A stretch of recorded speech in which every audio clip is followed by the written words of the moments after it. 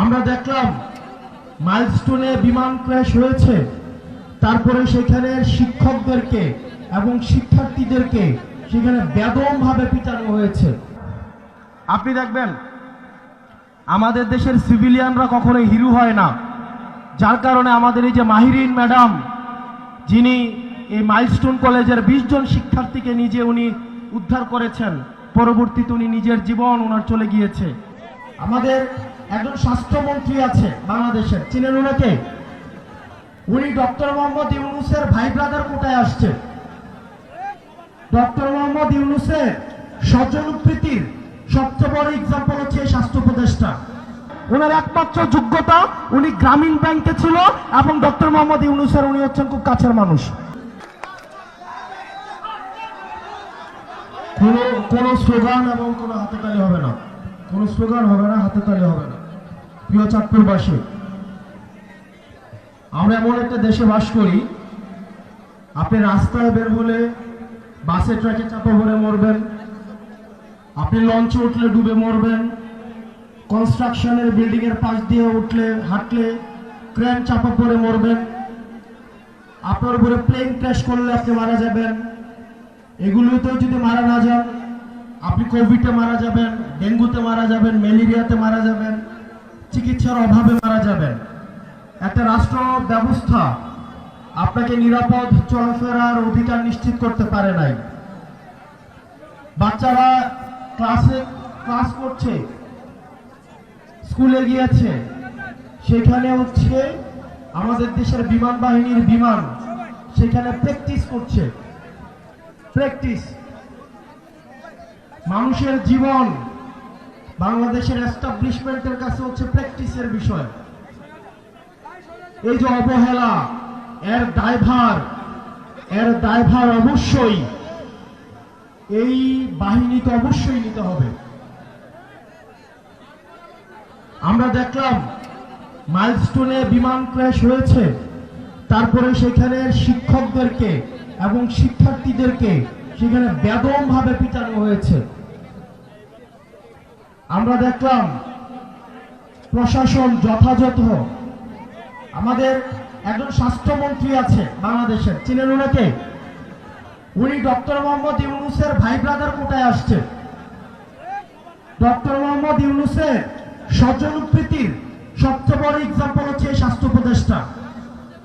সবসময় বলে আসছি, এই স্বাস্থ্য উপদেষ্টা এটার কোনো প্রয়োজন নাই।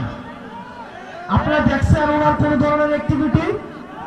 উনি যে বেতনটা নেয়, এই বেতনটা হারাম হবে। উনি যে গাড়িটা চলে সরকারের টাকায়, এটা হচ্ছে জনগণের সাথে বেইমানি। এই স্বাস্থ্য উপদেষ্টা এটা কোনো কাজের না, উনি কিচ্ছু বুঝে না। উনি স্বাস্থ্য ব্যবস্থা বুঝে না, উনি চিকিৎসা বুঝে না, উনি ইনস্ট্রুমেন্টাল, ওনার কোনো নলেজ নাই। ওনার একমাত্র যোগ্যতা, উনি গ্রামীণ ব্যাংকে ছিল এবং ডক্টর মোহাম্মদ ইউনূসের উনি হচ্ছেন খুব কাছের মানুষ। এইটাই ওনার যোগ্যতা। এই স্বাস্থ্য উপদেষ্টা লইয়া আমরা কি করিব? এবং দুঃখজনক বিষয়, উনি নিজে চিকিৎসা করাইতে সিঙ্গাপুর যায়। উনি চিকিৎসা করাইতে নিজে সিঙ্গাপুর যায়। এখন আমরা বললে তো হচ্ছে বিড়াল বেজার হয়, আমরা বললে রাগ হয়, রাগ। উনাকে নিয়ে একবার কথা বলছিলাম, এরপরে উনি আর আমাদের সাথে কোনো যোগাযোগ করে না।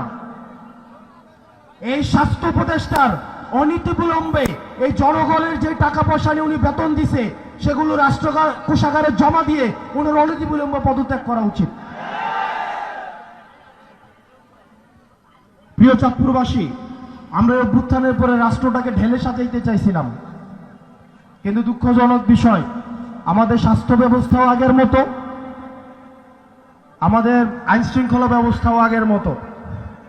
আপনি দেখবেন আমাদের দেশের সিভিলিয়ানরা কখনোই হিরো হয় না, যার কারণে আমাদের এই যে মাহিরিন ম্যাডাম, যিনি এই মাইলস্টোন কলেজের 20 জন শিক্ষার্থীকে নিজে উনি উদ্ধার করেছেন, পরবর্তীতে উনি নিজের জীবন ওনার চলে গিয়েছে, উনি নিজে নিহত হয়েছেন।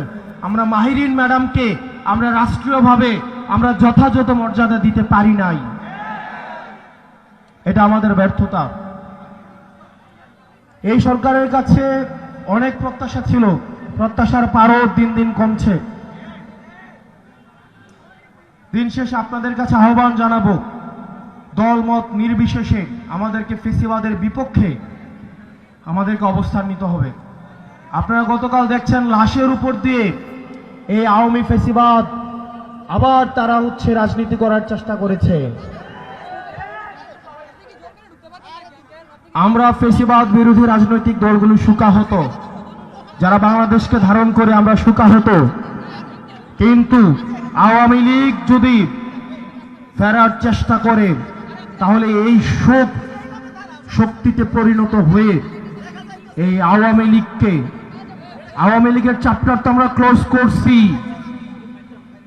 ভবিষ্যতের উত্থানের যে কোনো সম্ভাবনাকে আমরা একদম নাই করে দিব। প্রিয় চাঁদপুরবাসী, আপনারা সজাগ থাকতে হবে, ফেসিবাদ বিরোধী রাজনৈতিক দলগুলোকে ঐক্যবদ্ধ থাকতে হবে। আমরা একসাথে একটা সুন্দর বাংলাদেশ বিনির্মাণ করব, যে বাংলাদেশে রাস্তায় বের হইলে আপনাকে দুর্ঘটনার সম্ভাবনা থাকবে না, যে বাংলাদেশে আপনার সুচিকিৎসার নিশ্চয়তা থাকবে, যে বাংলাদেশে আপনার বাচ্চা স্কুলে পাঠাইলে বিল্ডিং ভেঙে পড়বে, ওই আকাশ থেকে প্লেন ভেঙে পড়বে, এই ধরনের রাষ্ট্র ব্যবস্থা আমরা চাই না। এগুলো তদন্ত করা, সেগুলো বিবেচনা করুন, নিজেদের আবার পুনর্মূল্যায়ন করুন। আপনারা ভালো থাকবেন, সুস্থ থাকবেন, আমরা যেন এই জাতীয় শোককে আমরা কাটিয়ে উঠতে পারি। যারা নিহত হয়েছে তাদের আত্মার মাগফিরাত কামনা করছি, আল্লাহ তাদের জান্নাত নসিব করুক। যারা আহত হয়েছে, বাচ্চা ছেলেরা 3 বছর 7 বছরের, আল্লাহ তাদের সুস্থতা দান করুক, আল্লাহ তাদের সুস্থতা এনায়েত করুক। আল্লাহ আমাদের রাষ্ট্রীয় সংকটগুলোকে আল্লাহ আমাদের উত্তরণ করার তৌফিক দান করুক। আপনারা সবাই ভালো থাকবেন, সুস্থ থাকবেন, আমাদের সবার জন্য দোয়া করবেন। আমরা একসাথে একটা সুন্দর একটা বাংলাদেশ বিনির্মাণ করব। আসসালামু আলাইকুম ওয়া রাহমাতুল্লাহি ওয়া বারাকাতুহু।